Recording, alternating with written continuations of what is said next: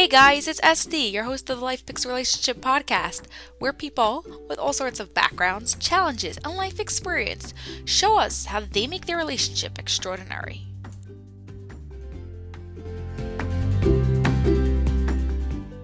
Hey guys, hope you're having an awesome day and hopefully started getting some answers on how you could go and build your relationship with yourself so you could go and really build that relationship with your partner. Today, we are going to speak to a couple. Yay, another couple. I love couples, you know that. But not just a regular couple. A couple that got married after the wife had the horrific experience of being raped. Thank you so much, Amelia and Amelia Zachry, for being here. I'm super excited to hear your story and how you've been able to build that relationship, the extraordinary relationship that you have today. Guys, before we start, you can go check out more of Amelia's work where she writes about life after rape, PTSD, depression, bipolar, and all the things that come along with it at ameliazachry.com. Thank you guys for being here. You want to start by telling us how you guys met?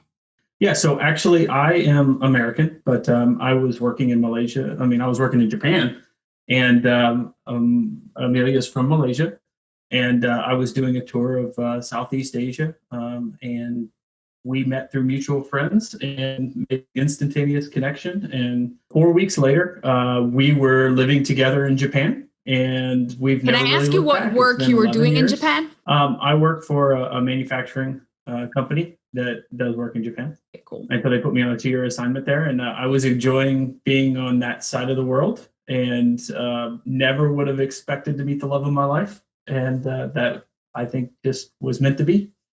How long ago was this? 11 years ago. And wow. We've been married almost 7. So when did you... Almost 8. Ooh. Is that bad?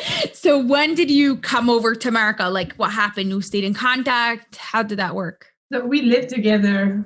We've been living together for almost 11 years now. And so we came to America when he got dispatched back to America, and we got married here.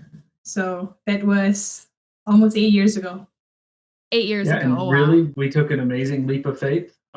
We embarked upon a journey in Japan, and we didn't know where it was going to go. And immigration and everything else all kind of fell into place, and we were able to get back to America. And from there, it's we've been in America for almost 8 years now. Oh, wow. Do you have really different lives? Like your lifestyles in general, have they changed a lot from when you were in Japan to what you're here? Definitely. Japan, when we were in Japan, we were young. We were in our 20s, and we were enjoying life, and life was a very different kind of life. I guess we were partying and really having fun. And now we are married and we have 2 kids. And so that's a whirlwind. I would say more has changed because of 2 kids than maybe Japan to America. But yes, that was my next question to you. Literally, I think most people, they get married and okay, like they could still party. As soon as the kids come along, life gets serious. Most beautiful and most amazing thing, but also the most life-changing for sure. What was the biggest challenge for you when you started having kids?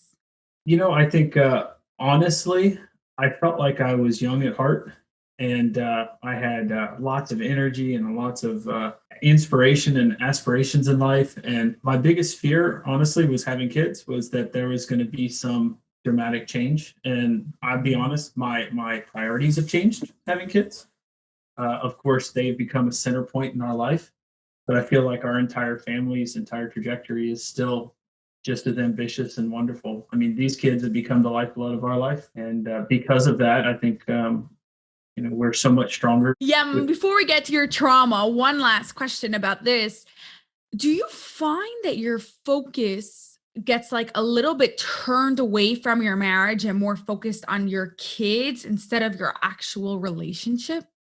I think we've done a good job. And somebody gave me good advice when we first got married. My aunt told me that she said, love your husband above all else, because one day your kids are going to grow up and leave you, and then you'll be left in a home with a stranger.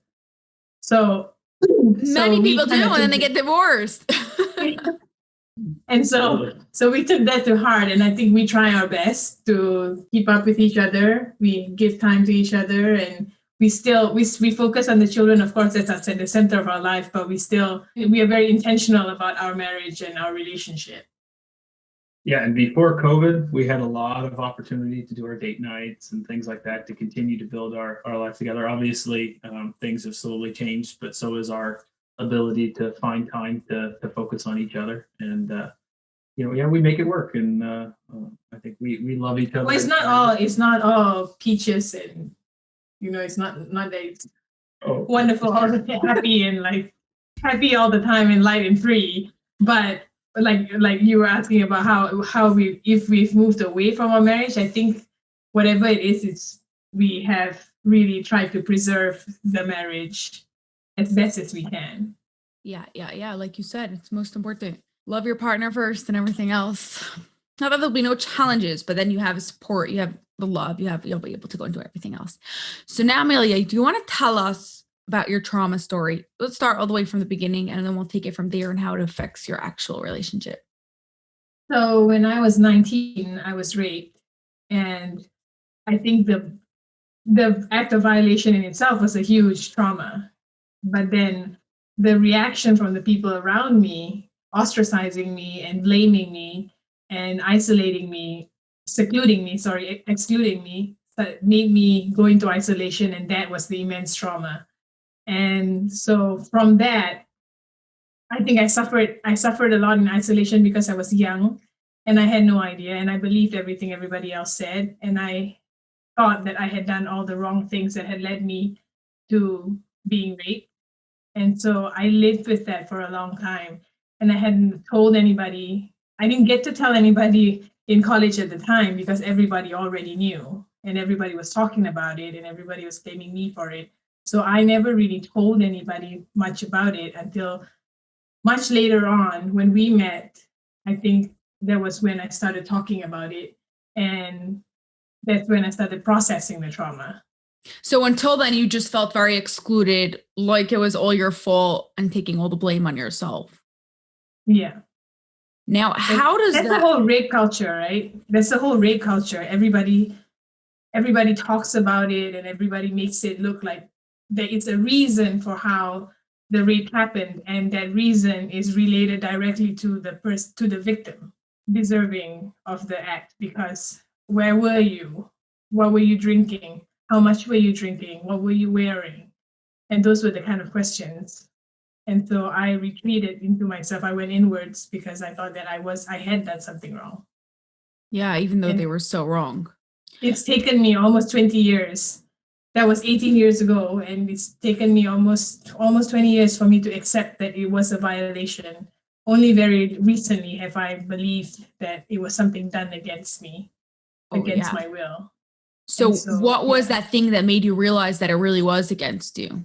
My children. I think, being a parent, I start thinking about my children and their future and how I can protect them and how I can guide them and grow them. And in that process of thinking, I parent myself. Then I started imagining a life for myself as I would imagine for my children. And then I truly realized on the inside that I didn't do anything. If my children had done those things that I did, I still wouldn't have thought that it was their fault. So why do I blame myself for it? And so that was the catalyst that's how I started speaking out. And I thought that it was a story to tell and a story to share. Yeah, I love that. That's so beautiful. Literally going and reparenting yourself and viewing the things from a different perspective. So when you met Danielle, then what happened that made you decide to say, be able to talk about it and realize that it's not so much you then? Well, I think I started talking about it because I had issues, PTSD. I was suffering from PTSD, not knowing that I was suffering from PTSD. And I had all these trust issues, and I had issues with security and commitment and receiving affection. I didn't believe that he could love me because I was damaged. So I put forth all the information, and I was like, here it is. Here's all the dirty nasty. And do you still want me? I'm sure you don't. But what was it like for you to hear all that information? Yeah, I mean, I think for me, this was something very foreign to hear. I never had anyone close to me or anyone I knew who's been raped, or at least never talked about it. And so, of course, the emotion you feel when somebody you love tells you something that immense. I mean, you're sad, you empathize, you feel this intense pain and to some degree anger that somebody would do this. But also at the same time, I also was very clear to me, it was very clear to me that the person that was, of course, throwing all this out there for me was such a wonderful person and the love of my life. She had such a great soul on the inside that it couldn't possibly make sense to me why she would feel so insecure about herself. And then when she revealed this to me, in some ways, it explains a lot of the challenges that she was having. And from there, I think we were able to work together as a team on a path that ultimately led us here, where we're having a conversation about it. Yeah. So what were some of the challenges that you had before you knew this? And then all of a sudden she told you and it just clicked in place? Well, insecurity was a big challenge with her. She would have a lot of trouble understanding how I could love her and how I could see her as someone not only equal to me as a person, but somebody I want to spend the rest of my life with. And of course, it was her views were twisted by the challenges that she'd had internally. Testing, Yeah, constant testing. And so for me, and you passed them all. She's yeah. There was no way he was going to pass it. Where we were at that point in time, there was no way that he was going to pass it. He'd do something nice, and I would question it. Like, well, what do you want? You want something from this? Like, there must be something. Nobody does this stuff for people. No one does something nice just because. They always want something in return. Yes. No. So I kept challenging him and I kept testing him. I also had a lot of self-destructive behavior. Yeah. I was drinking a lot and partying nonstop, and like to the extent that was not healthy, obviously very unhealthy. Yeah, and I think things if you don't understand what we understand now, it seems very confusing. And so someone who loved me so intensely, she loved me. I mean, it was very clear. There was we had this wonderful bond together.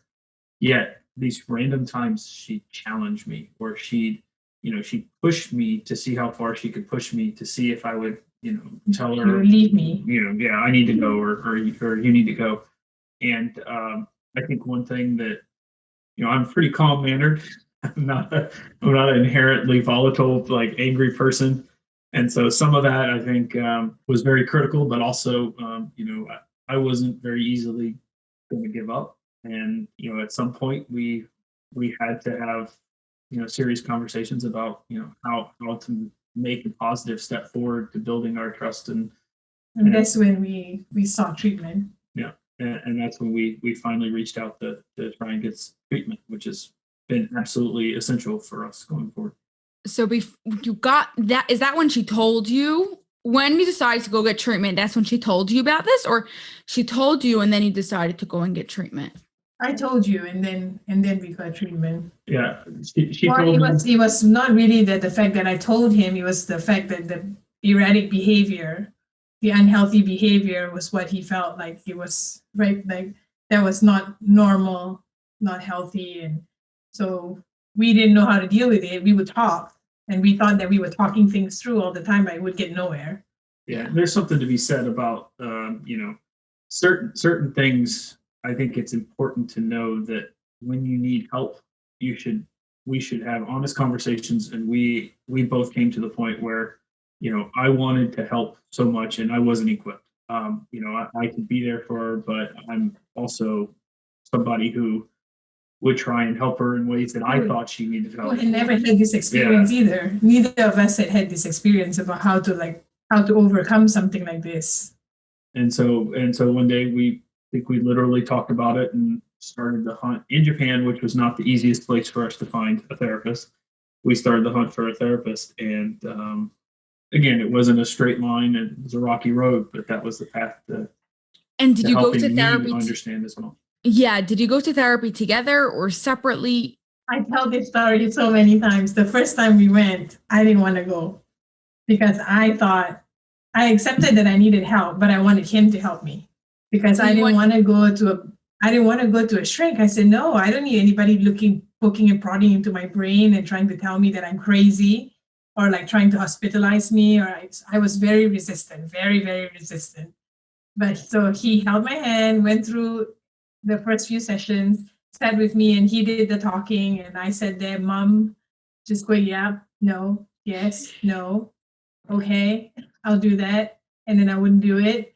But he sat with me and he went through every session till I got comfortable. And then he let go of my hand and then I went on with treatment.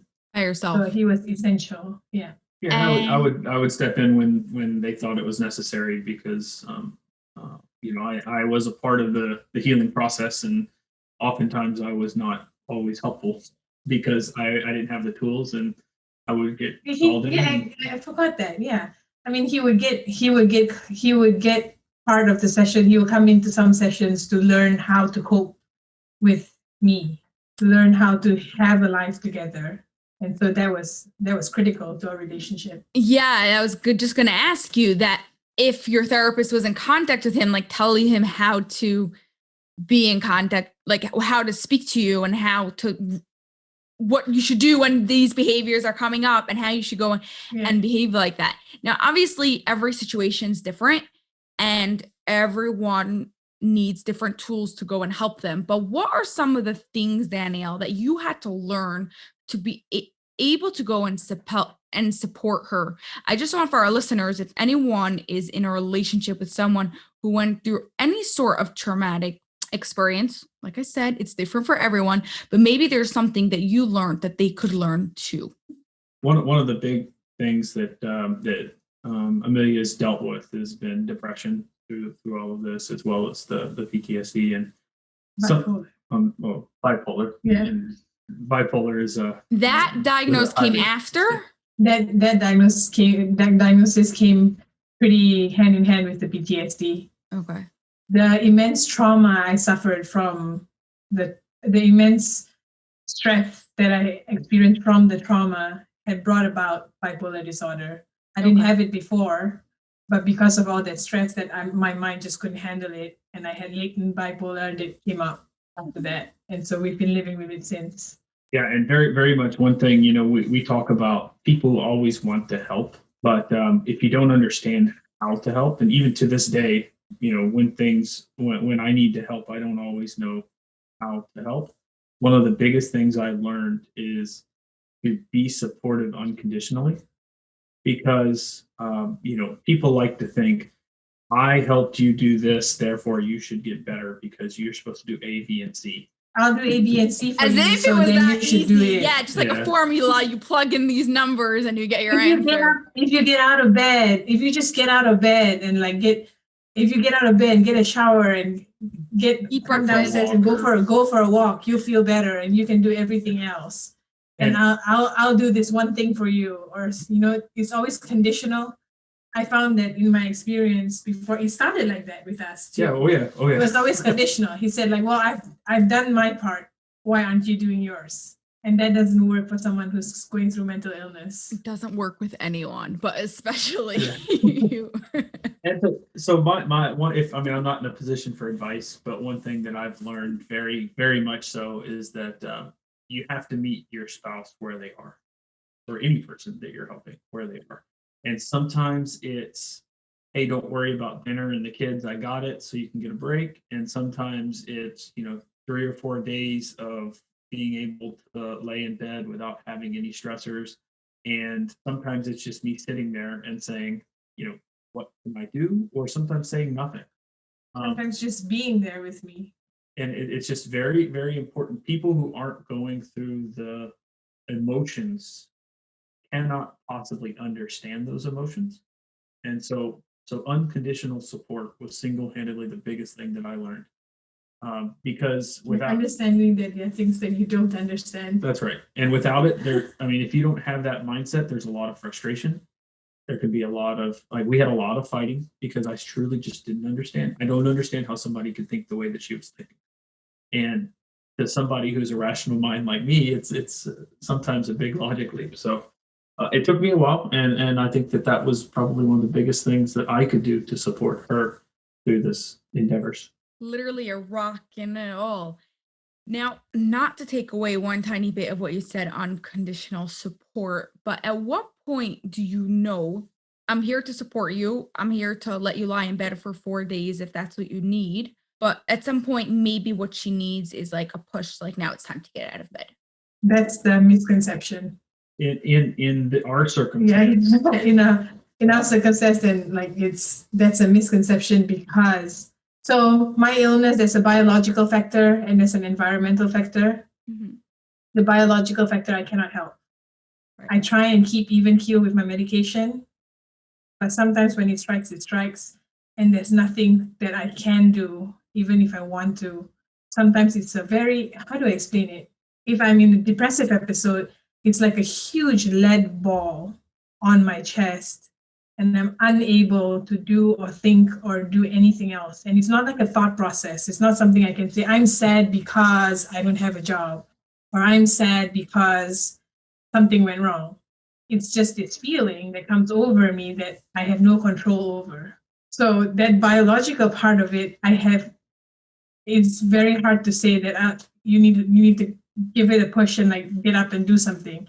We do those things. We have tools. I go to treatment and it's not like I'm just laying there and like allowing myself to waste away. Yeah, I could totally imagine you do that. We manage because we have treatments, the tools that I've gotten from treatment. So maybe today my goal will be like, I'll get up and brush my teeth today. Right. Today I'm going to brush my teeth and get back into bed. Or today I'm going to go and take a shower. Or today maybe I'll go downstairs and make breakfast for myself.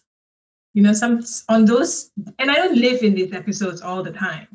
These are episodes that come and go. But during those times, it doesn't actually help to push because there's no thought process to be processed.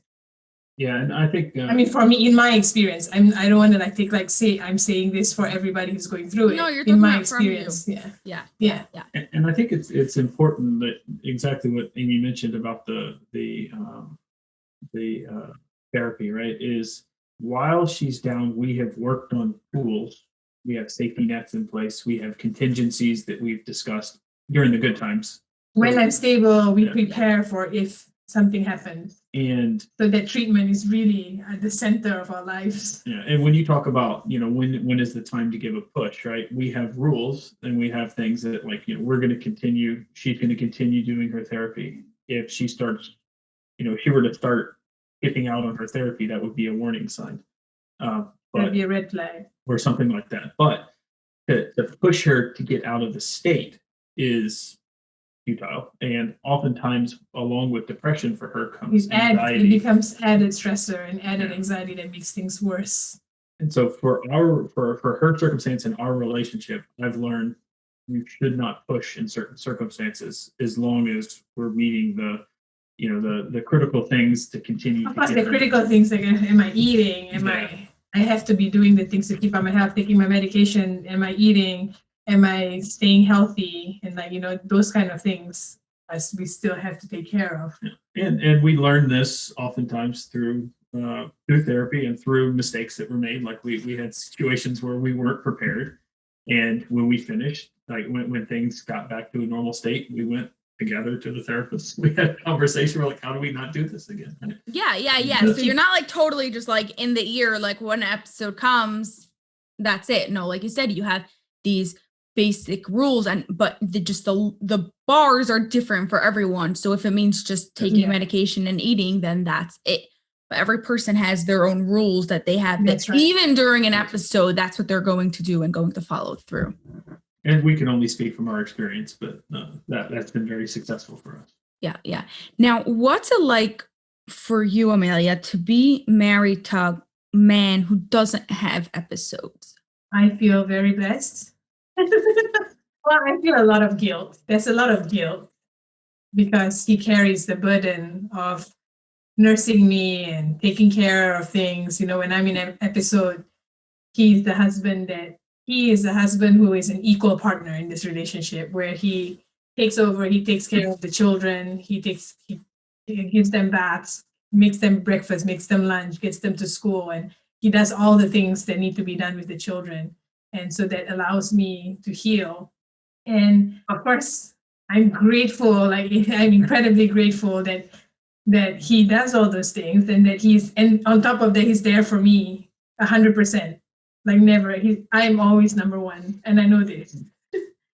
And so I'm incredibly grateful for it, but a lot of guilt comes with it too, because I feel like I should be doing more, or like he could. Sometimes the thoughts come to me that he could be better off with somebody else. Why would he be married to something like this, knowing, this is our life and this is how it is, and there's no escaping it. Bipolar disorder for me is not something that's going to be cured. There's no cure. It's being managed through treatment. So sometimes I do feel those feelings, like I wonder, like why he's, and I ask him all the time, like, why are you still here?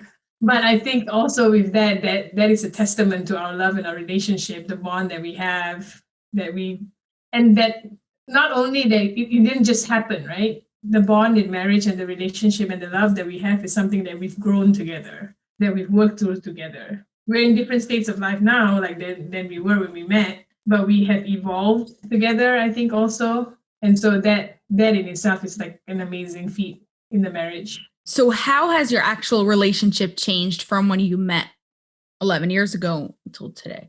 Yeah, I mean, we were very no worries. World travelers, jumping out of airplanes. Yeah, climbing mountains. I mean, the kids, honestly, kids changed a lot because that's what happens. We still travel the world with our kids. But also, as you evolved professionally and like our lives changed, we became more mellow and more focused into our relationship and definitely more family centric. Yeah, more family centric over time.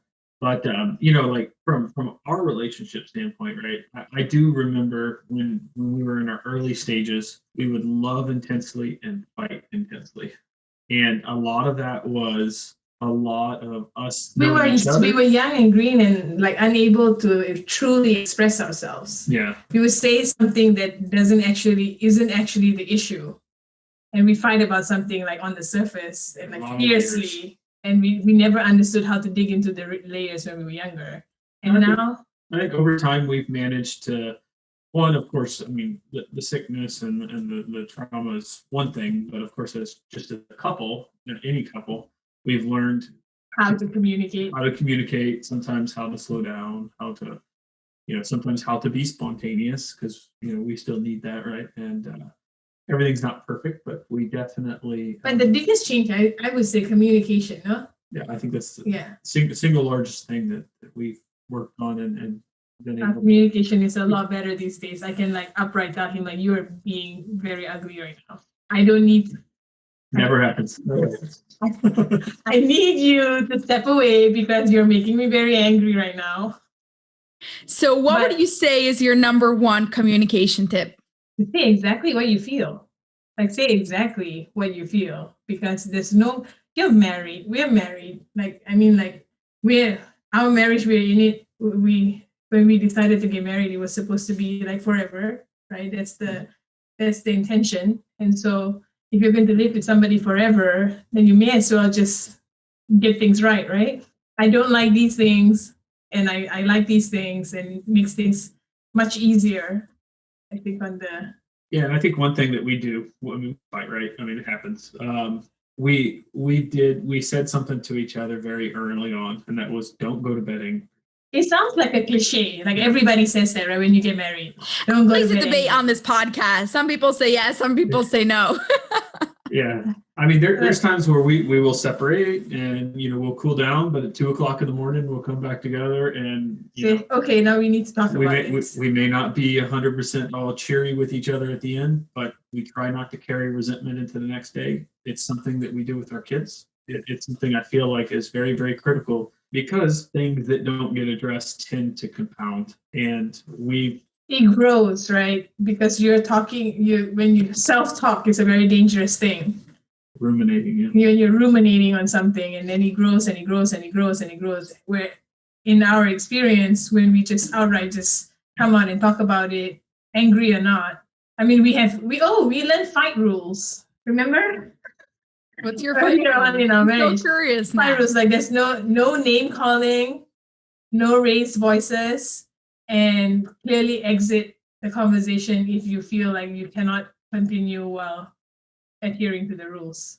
That's really clear. And so so we've been doing that. We try. We do that. We usually go to the third one very quickly if it is a bad one. But I like what you said. It's not like blaming the other person. You're saying you're telling your partner how you feel. So you're taking responsibility that you're feeling angry right now, but you're not just blaming your partner for what they did. So you could actually go and have the conversation about it. Exactly. Okay, now moving back, how do you think the rape actually affected, or like you said, it wasn't the actual incident that happened, it was the response to the people around you. How did that affect your relationship? Like, what would have happened if that wouldn't have happened to you? Would you think you would still have the same type of marriage you had today, etc.? Probably not. It's a very jarring, very traumatic. I can't find another word to use right now, but it's an immensely painful thing to go through. So I think like once I've gone through something like that, it's impossible for me to not be affected and not change the way I view the world and the people around me. And I'm very grateful. I'm grateful that I'm here. I mean, I've been through a whole stage of where I didn't want to be alive, and I didn't want to be here anymore because I couldn't live with the pain and the guilt and the shame from all the things that happened. So I do think my view of life has changed. I'm very grateful. I'm immensely grateful. And like this, even with the mental illness, with bipolar disorder, I live for the moment, seize the day, because I don't know when bad days are coming. I don't know how long my good days will last. And so every day I have that's a good day, I live to the fullest. I think like that. And I would say gratitude is my largest impact on my life. I'm very, very grateful that I was able to go through it and still be here. And I'm grateful for the people who stood by me, around me, who there were people who actually did hold my hand and help me through it. And so I'm very grateful for that. And that has changed the way I see relationships. I cannot have BS relationships with people now. I feel all my relationships are very deep and very true relationships. And I want those because I had trust issues. And so I don't know how to have those cordial relationships with 300 people. I have my small group of like 5 or 6 friends who are really close to me. I have my husband, my close family members, and like that has changed because before the rape happened, I had lots of friends. Oh, I thought were friends. Yeah. Like they say, traumatic times show you who real friends are. Literally changes your whole perspective and how you view life and just how you relate to things in general. Now, what would you suggest to someone who had a similar situation like you, probably also have trust issues and they feel guilty and all those other horrible feelings that you felt and still feel sometimes? What tips, advice could you give them to go and get through it? Again, I wouldn't say I give advice, but in my experience, it takes time to understand, and everybody takes different time. Some people may have like understood it in 5 years, some 15. I don't know. Some people are still trying to understand it. I'm still trying to understand it, but I think acceptance of the fact that it was a violation is the largest portion of healing.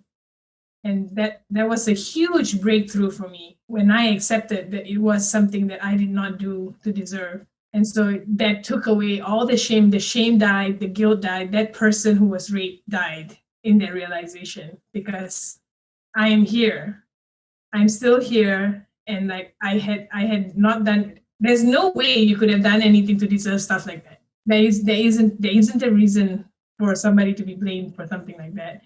And so I guess I would say the sooner you come to that realization, the sooner you love yourself enough to accept that you are not worth that pain. I mean, that pain doesn't deserve you. Then I hope that you find healing. Yeah. Okay. So for our very last question, ask both of you, how would you describe an extraordinary relationship without using these 3 words? Love, connection, and intimacy? I'll let you go first. Honesty, trust, a relationship that is full of honesty, trust, and unconditional dedication. Another word for love. But yes, He's it's very true. He's the writer and almost walking thesaurus, so I am not. I think that a relationship that is built on honesty, a relationship that is dynamic, a relationship that always makes each of you feel like it's your first thing you want to do when you come home, or the first thing you do when you wake up to see this person, and it's enduring, it's everlasting. Oh, you did better than me. Nailed it. They're both great answers. Well, thank you so much, Amelia and Danielle. This was amazing. I really appreciate you coming on here, sharing your stories, and giving it to us all. Thank you so much for having us.